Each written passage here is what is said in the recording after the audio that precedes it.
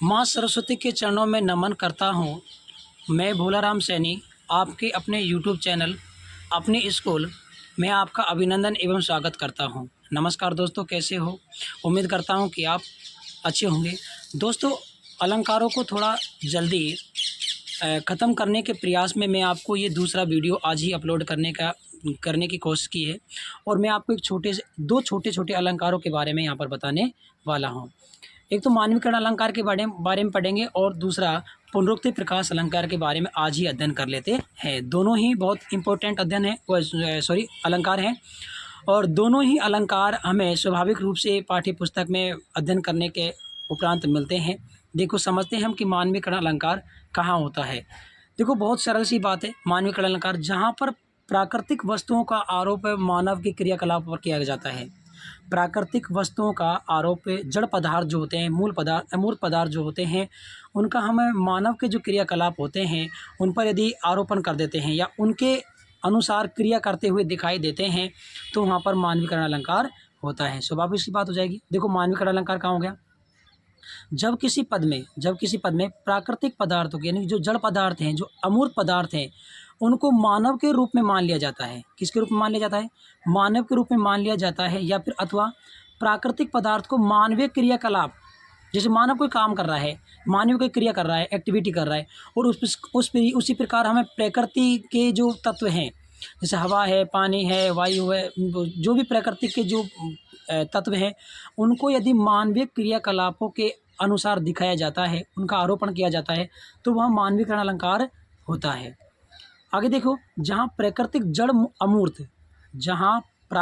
जड़ या अमूर्त पदार्थ भी मानव जैसे क्रिया करते हैं, दिखाई पड़ते हैं, वहाँ मानवीकरण अलंकार माना जाता है। जैसे उदाहरण के तौर पे देखिए, उदाहरण है, देखिए जयशंकर प्रसाद की जो बहुत ही प्रसिद्ध पंक्ति है, उनके बारे में इसमें चर्चा करेंगे। देखो, बीती विभागरी जागरी, अंबर पनघट में डुबो रही, तारा घट उषा नागरी। अब देखो, अंबर पनघट में डुबो रही। अब यहाँ पर देखो, ये देखो, अंबर पनघट में डुबो रही, तारा घट उषा नागरी।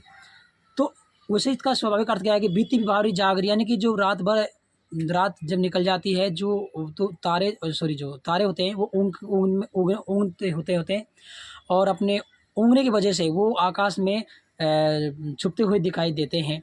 तो ऐसा लग रहा है कि जैसे एक उषा नागरी, यानी उषा नागरी प्रातःकाल रूपी एक नारी जो है, वो आकाश रूपी पनघट में अपने तारे रूपी घड़े को डुबो रही है। हालांकि यहाँ पर रूपक अलंकार का भी प्रयोग किया गया, लेकिन उससे पहले क्या है, यहाँ पर उत्प्रेक्ष अलंकार है। अब लेकिन यहाँ पर उत्प्रेक्ष अलंकार थे, देखो मानवीकरण अलंकार तो है, लेकिन यहाँ पर एक बात बताओ, डुबोने का काम कौन करेगा? डुबोने काम करता है मनुष्य, ध्यान रखना। लेकिन यहाँ पर डुबोने का जो कार्य करवाया गया है वो प्रकृति के माध्यम से करवाया गया है, इसलिए यहाँ पर कौन सा अलंकार माना जाएगा? यहाँ पर मानवीकरण अलंकार माना जाएगा। देखो, जयशंकर प्रसाद रचित गीत में उषा को एक नारी, यानी नगर में रहने वाली के रूप में चित्रित किया गया है। इसके अतिरिक्त पक्षी समूह, खगकुल, खुल की ध्वनि, बालक बोलिकाएं, किलकारी रूप में अंजलिक ढोल गया है। ये दूसरा इसका अर्थ दिया गया है यहाँ पर साथ में, ठीक है। तो यहाँ पर कौन सा अलंकार हो जाएगा? मानवीकरण अलंकार हो जाएगा। जैसे प्रयोग द्वारा प्राकृतिक पदार्थों को मानवीकरण आरोप किया जाता है, वहाँ मानवीकरण अलंकार हो जाता है। ये परिभाषा रिपीटेशन हो गई है टाइपिंग वजह से। आगे देखो, जैसे अगला उदाहरण है, धीरे धीरे ही में आच्छादन हटने लगा धरातल से, जगी वनस्पतियां अलसाई, मुख धोती शीतल जल से। देखो, अब शीतल जल से मुख धोने का काम कौन करता है? पहले तो आप मुझे बताओ। यानी कि मुख धोने की जो एक्टिविटी है, जो क्रियाकलाप है, इस प्रकार की जो क्रियाएं वो मनुष्य करता है, सीधी बात है। कौन करता है? मनुष्य। लेकिन यहाँ पर कौन करे? देखो, जगी वनस्पतियां अलसाई, वनस्पति जो है, पेड़ पौधे हुए हैं, वो आलस से जग करके ऐसा लग रहा है जैसे कि वो शीतल जल से, अर्थात ठंडे जल से अपना मुख धो रही हो। अब बताओ, वनस्पति जो है ना, पहली बात तो सो करके जगती नहीं है, ठीक है। वनस्पति को यहाँ पर जगाया गया है, आलस्य से जगाया गया है और उसको ठंडे मुख से धोता हुआ प्रतीत करता हुआ बताया गया है। यानी कि प्रकृति का आरोपण किस पे किया गया है? मानवीय क्रियाकलाप पर किया गया है। यानी प्राकृतिक पदार्थ जो वनस्पति है उसका मानवीय मानवीय क्रियाकलाप पर क्या किया गया, आरोपण किया गया, इसलिए यहाँ पर कौन सा अलंकार हो जाएगा, मानवीकरण अलंकार हो जाएगा। देखो आगे क्या लिखा है, आलस्य से जगाना, ठंडे पानी से मुख से धोना, ये आदि सभी आरोप किए गए हैं। ये जबकि ये किसके कार्य हैं, ये कार्य हैं मनुष्य के। किसके हैं, मनुष्य के। जब प्रकृति के कार्यों का मनुष्य पर आरोपण किया जाता है, जब प्रकृति के कार्यों का मनुष्य पर आरोपण किया जाता है, वहाँ पर मानवीकरण अलंकार होता है। आगे देखिए, अगला उदाहरण है, संध्या घनमाल की ओढ़े रंग बिरंग छींट। अब देखो यहाँ पर क्या है, बादलों से घिरी आच्छादित संध्या को रंग बिरंगे कपड़े छींट पहना दिया गया है। किसको, बादलों को। अब बादल तो साहब प्रकृति है, नेचुरल, उसको कपड़े कैसे बना सकते हैं साहब, आप बताओ। अरे बादल तो प्रकृति है, नेचुरल है, उसको कपड़े कैसे बना सकते हैं। कपड़े पहनने का काम और कपड़े पहनाने का काम तो मनुष्य करता है। लेकिन यहाँ पर संध्या, ऐसा लग रहा है कि बादलों पर संध्या ने रंग बिरंगे क्या कर दिए, कपड़ों के रंग बिरंगी छींटों वाले कपड़े पहना दिए हैं। ये तो मानवीकरण हो गया साहब। यहाँ पर सीधी सी बात हो गई कि मानव के द्वारा क्रियाकलाप किए जा रहे हैं। यहाँ तो मानव के द्वारा जो क्रियाकलाप होते हैं उसी प्रकार की यहाँ पर क्या हुई है, क्रिया हुई है। देखो, बादलों से घिरी आच्छादित संध्या को रंग बिरंगे कपड़े छींट पहना दिए जाने के कारण यहाँ पर कौन सा अलंकार हो जाएगा, मानवीकरण अलंकार हो जाएगा। अगला उदाहरण है, नेत्र निमीलन धर करती मानो प्रकृति प्रबुद्ध लगी होने। ठीक है, देखो यहाँ पर क्या है, उदाहरण दिया गया है कि आंखें खोलती हुई प्रकृति मानवीय क्रियाओं के आरोपण से मानवीकरण अलंकार हो जाएगा। अगला उदाहरण, और भी देखो बहुत सारे उदाहरण दिए गए हैं, 3-4 उदाहरण और देख लेते हैं। देखो अगला उदाहरण है, चुपचाप खड़ी थी वृक्षपात सुनती जैसे निज बात। अब वृक्षपात मतलब पत्ते, वृक्ष के जो पत्ते हैं ना, वो ऐसे चुपचाप खड़े हैं। पहली बात तो वो चुपचाप खड़े होने की जो क्रिया होती है वो मनुष्य के द्वारा की जाती है। सुनती जैसे निजी कुछ बात। अब बात सुनने की जो क्रिया होती है, बात सुनने का और बोलने का काम तो मनुष्य करता है साहब। पेड़ पौधे सुनने की बात कहाँ से करेंगे, ये बताओ आप मुझे, तो नहीं कर सकते ना।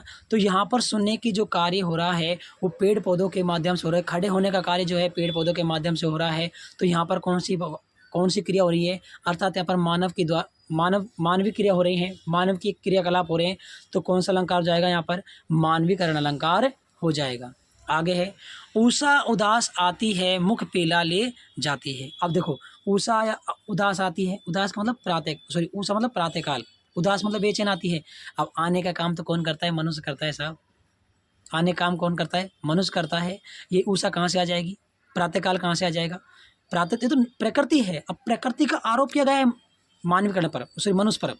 प्रकृति का आरोप मनुष्य पर किया गया है, इसलिए यहाँ पर कौन सा अलंकार हो जाएगा, मानवीकरण अलंकार हो जाएगा। अगला उदाहरण देखिए, संध्या घनमाल की सुंदर ओढ़े रंग बिरंग छींट। ये उदाहरण रिपीटेशन अगले देखो, आशा तेरी अमित महिमा, धन्य तो देवी आशा, तू छू के है मृत बनते प्राणियों को जलाती। देखो, अब जलाने का काम मनुष्य करता है साहब, अग्नि जलाने का काम करता है, मृतक बनते प्राणियों को जलाती मनुष्य करती है। लेकिन यह जो आशा है उसकी अति महिमा है, तो धन है आशा। आशा तो एक भाव है, एक तो प्रकृति है, नेचुरलिटी है आशा तो। लेकिन वो जलाने काम कैसे कर रही है साहब, वो जलाने काम कर ही नहीं सकती। जलने का काम तो मनुष्य का होता है, जलाने का मनुष्य काम करता है। तो यहाँ पे क्या किया गया है, मानवीकरण किया गया है, अर्थात मनुष्य क्रियाकलापों को दर्शाया गया है। तो कौन सा अलंकार हो जाएगा, मानवीकरण अलंकार हो जाएगा। ऊंचो मन ना है, ये ऊंचो नहीं है पर ऊधो है, क्या है, ऊधो मन नाही 10-20। देखो, ऊधो या ऊंचा की जगह ऊधो कर लेना भाई साहब, ऊधो है। आप ऊधो मन नाही 10-20, यहाँ पर गोपियाँ जो हैं वो उद्धव से कह रही हैं कि हमारे पास मन जो है ना वो 10-20 नहीं है। एक हो तो सो गयो श्याम संग को आराध्य ईश। क्या कह रही हैं कि हमारे पास तो मन जो था ना वो एक ही था, और मन भी कहाँ चला गया, वो श्री कृष्ण भगवान के साथ में चला गया। अब जाने काम कौन करता है मुझे बताओ, जाने काम तो मनुष्य करता है, आने काम मनुष्य करता है। यहाँ पर मन जो है वो जाने काम कर रहा है। सोचो, सोचने की बात है। मन कोई जाता है किसी का मन जाता है क्या, मन तो हमारे हृदय के भाव है एक तरह से, लेकिन मन किसी जाता नहीं। लेकिन यहाँ पर गोपियाँ उद्धव से कह रहे हैं कि हमारे पास एक मन था, 10-20 मन नहीं थे जो हम मन लगा लें साहब। एक मन था, वो श्री कृष्ण भगवान के साथ में चला गया। अब मन कहाँ से लगाएं बताओ आप। देखो, अमूर्त मन में श्याम के साथ चला गया बताएगा यहाँ पर। मन कैसा है? अमूर्त है, मन दिखाई नहीं देता, अमूर्त मन है, ठीक है ना। लेकिन वो गमन करना मूर्त पदार्थ की तरह मानवीय क्रियाकलाप कर रहा है। जो गमन कौन करेगा? जाएगा कौन? जो मूर्त पदार्थ होगा, जो दिखाई देगा, जो क्रिया कर सकता है, वही तो जाने काम करेगा भाई। अरे जाने काम तो वही करेगा, गमन करने काम तो वही करेगा। लेकिन यहाँ पर तो गमन कौन कर रहा है साहब? मन गमन कर रहा है, मन ही चला गया, गोपियों का मन ही चला गया। तो यहाँ पर मानवीय क्रियाकलाप दिखाए गए, ठीक है। तो यहाँ पर कौन सा अलंकार हो जाएगा? मानवीकरण अलंकार। यहाँ पर मानवीकरण अलंकार हो जाएगा। उम्मीद करता हूँ दोस्तों कि मानवीकरण अलंकार आपको बहुत सरल शब्दों में बहुत अच्छे समझ में आ गया होगा। एक बार मैं आपको मानवीकरण अलंकार की परिभाषा का रिपीटेशन कर देता हूँ। मानवीकरण अलंकार को एक बार फिर से समझा देता हूँ। कहाँ होता है मानवीकरण अलंकार? देखो, जहाँ पर जब प्राकृतिक वस्तुओं का मानव के क्रियाकलाप पर, किस पर? मानव के क्रियाकलाप पर, उनकी एक्टिविटियों पर आरोपण किया जाता है, वहाँ पर मानवीकरण अलंकार होता है, ठीक है। और विभिन्न उदाहरणों से हमने इसको अच्छे से समझ भी लिया है। खड़ी थी चुपचाप, सुनती जैसे निज बात, ये भी मानवीकरण अलंकार का एक उदाहरण है। उम्मीद करता हूँ दोस्तों कि आपको मानवीकरण अलंकार अच्छे से समझ में आ गया होगा। इसी के साथ में आपको एक छोटा सा अलंकार जो कि शब्द अलंकार है। कौन सा अलंकार है? शब्द अलंकार है। और शब्द अलंकार को मैं इसके साथ साथ में आपको समझा देता हूँ। देखिए, अगला उदाहरण हमारा है, अगला अलंकार है हमारा पुनरुक्ति प्रकाश अलंकार। कहाँ होता है पुनरुक्ति प्रकाश? देखो, मैंने आपको यमक अलंकार पढ़ाया था दोस्तों, अगर आपको याद हो तो। क्या पढ़ाया था? यमक अलंकार पढ़ाया था। यमक अलंकार में क्या होता था कि एक शब्द की बार बार आवृत्ति होती थी। यमक अलंकार में क्या होता था कि एक शब्द की बार बार क्या होती थी? आवृत्ति होती थी। लेकिन उस शब्द की जितनी बार आवृत्ति होती थी, उसके उतनी ही बार अर्थ भिन्न होते थे, यानी अलग अलग अर्थ होते थे। वहाँ पर कौन सा अलंकार होता था? यमक अलंकार होता था। याद आगा हो गया आपको? एक बार फिर से समझाता हूँ, एक बार फिर से याद दिलाता हूँ कि यमक अलंकार मैंने आपको पढ़ाया। यमक अलंकार में क्या होता था? शब्द की बार बार आवृत्ति होती थी। क्या होता था? शब्द की बार बार आवृत्ति होती थी, लेकिन जितनी बार वो शब्द आता था उतनी ही बार उस शब्द का अर्थ भिन्न होता था, उसका अलग अर्थ होता था। इसलिए वहाँ पर कौन सा अलंकार होता था? यमक अलंकार होता था। अब देखो, अब मैं आपको बताता हूँ पुनरुक्ति प्रकाश अलंकार। पुनरुक्ति प्रकाश में भी शब्द की आवृत्ति होती है। किसकी आवृत्ति होगी? शब्द की आवृत्ति होगी। भाई साहब ध्यान रखना इस बात को। पुनरुक्ति प्रकाश में भी शब्द की आवृत्ति होगी, लेकिन यमक अलंकार में जितनी बार शब्द आता था उसका उतनी ही बार अलग अर्थ होता था, भिन्न अर्थ होता था। लेकिन पुनरुक्ति प्रकाश में एक शब्द की बार बार आवृत्ति होगी, लेकिन अर्थ वही रहेगा। प्रत्येक बार उसका अर्थ वही रहेगा। दोनों शब्दों का एक ही अर्थ माना जाएगा। चलिए परिभाषा समझते देखो। जब शब्द की आवृत्ति हो और प्रत्येक बार अर्थ वही हो, जब शब्द की आवृत्ति हो और प्रत्येक बार अर्थ वही हो, और अन्वय भी ऐसा के जैसा एक सा हो, अर्थात अन्वय भी उसका बदलता ना हो, अर्थ अन्वय भी वही के वही रहो, अन्वय भी वही रहता है। देखो, आपको मैंने एक अलंकार और पढ़ाया था, आपको याद हो तो, लाटानुप्रयास अलंकार। लाटानुप्रयास, उसमें क्या होता था कि शब्द की आवृत्ति होती थी, अर्थ भी वही रहता था। यहाँ पे भी पुनरुक्ति प्रकाश में शब्द की आवृत्ति हो रही है और अर्थ भी वही रह रहा है। लेकिन एक बात याद रखना दोस्तों, एक बात याद रखना, फिर कह रहा हूँ कि पुनरुक्ति प्रकाश में अन्वय भी वही रहता है, और लाटानुप्रास में अन्वय क्या हो जाता है? बदल जाता है। सिर्फ अन्वय बदलता है। वहाँ पर क्या बदल जाता है? उसका सिर्फ अन्वय बदलता है। पूरा पंक्ति, दोनों पंक्तियों का भावार्थ थोड़ा सा चेंज होता है, बाकी अर्थ भी वही रहता है। पूरे दोनों पंक्तियों में शब्द भी वही रहते हैं। अर्थात लाटानुप्रास में, किसमें? लाटानुप्रास में और पुनरुक्ति प्रकाश में, लाटानुप्रास में और पुनरुक्ति प्रकाश में दोनों में क्या होती है? शब्द की बार बार आवृत्ति होती है। लेकिन पुनरुक्ति प्रकाश में शब्द का अर्थ वही रहता है, अन्वय भी वही रहता है, और लाटानुप्रास में क्या होता है? शब्द का अर्थ वही रहता है लेकिन अन्वय बदल जाता है। और यमक अलंकार में क्या होता है कि जितनी बार शब्द आता है उतनी ही बार उसका शब्द का अर्थ अलग होता है। ठीक है, अब समझते, अब देखिए इसके दोस्तों उदाहरणों को। उदाहरण इसके सीधे सीधे से मिलेंगे आपको, जहाँ पर एक शब्द दो बार आएगा और उनका वही अर्थ होगा, वहाँ पर पुनरुक्ति प्रकाश अलंकार हो जाएगा। सीधी सी बात, जैसे मधुर मधुर मेरे दीपक जल। मधुर मधुर मतलब धीरे धीरे, मधुर मधुर मिठास से भरे हुए थी, किसी भी अर्थ में आप ले लो, वही अर्थ है। जैसे शांत सरोवर उर वृक्ष, किस इच्छा से लहरा कर हो उठता अंचल चंचल चंचल, यहाँ पर चंचल चंचल 2 बार शब्द आया है, दोनों बार उसका सेम वही अर्थ है, तो यहाँ पर कौन सा हो जाएगा, पुनरुक्ति प्रकाश अलंकार हो जाएगा। आगे है तमरे मधुर मधुर मन तपरे मधुर विधुर विधुर मन। देखिए अब यहाँ पर देखो विधुर जो शब्द है वो 2 बार आया है, विधुर शब्द 2 बार आया है, ठीक है, मधुर शब्द 2 बार आया है, विधुर शब्द 2 बार आया है, और प्रत्येक बार शब्द वही आया तो अर्थ भी वही है, अन्वय भी वही है और अर्थ भी वही है, शब्द का अर्थ भी वही है, तो यहाँ पर भी कौन सा हो जाएगा, पुनरुक्ति प्रकाश अलंकार हो जाएगा।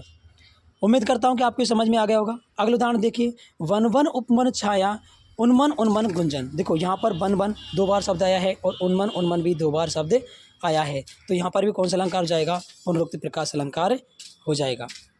उम्मीद करता हूँ कि दोस्तों आपको ये मानवीकरण अलंकार और पुनरुक्ति प्रकाश अलंकार दोनों आपको अच्छे से समझ में आ गए होंगे, और बहुत जल्दी आपको जो शेष बचे हुए अलंकार हैं उनको मैं आपको कंप्लीट करा दूँगा, और बहुत जल्दी उनकी वीडियो भी अपलोड कर दूँगा। तब तक इन वीडियो को देखिए बार बार और इनका रिवीजन करिएगा। वीडियो अगर अच्छी लगे, पसंद आए तो इसको लाइक और सब्सक्राइब करिए, अपने दोस्तों के साथ में भेजिएगा। धन्यवाद।